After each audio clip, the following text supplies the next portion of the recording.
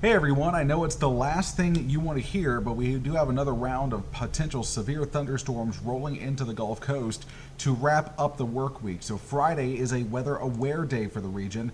Let's take a look at our next big thing. This will be another cold front, big system moving in out of the plain states, and you see those little white lines, those represent surface winds. The yellow arrows represent upper level winds. And we're going to be in a state where, again, we'll see higher levels of wind shear, especially in the lowest levels of the atmosphere. We'll see some warmth, some instability as that warm front lifts north Thursday night.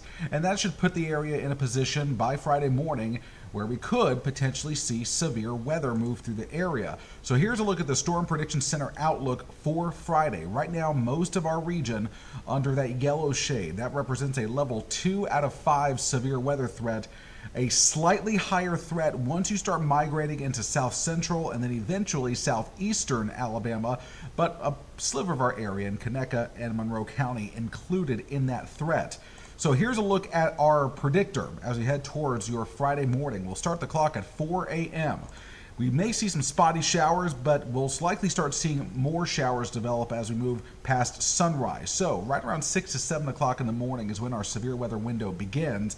Now, our particular model is not painting out a ton of activity. There are a couple of limiting factors that would suggest that severe weather potential will not be as widespread. And in fact, the actual coverage of storms will be much lower than what we saw earlier this week. But any thunderstorms that are able to take advantage of the ingredients there could bring a risk of damaging winds, possibly some tornadoes, and some small hail. That threat will end from west to east as this cold front slides through. So for our Mississippi counties, your severe threat is done by about 10 o'clock in the morning. It'll take till about noon or 1 o'clock for our entire region to exit the severe weather area. Then drier air will move in. So there will be about a 6-hour window when we could see that threat of severe thunderstorms. Again, all modes of severe weather possible. Damaging winds, a few tornadoes can't be ruled out, and the risk of a little bit of small hail as well. So, as we always say, when we have these severe events roll through, it's a good time to always check your severe weather plan.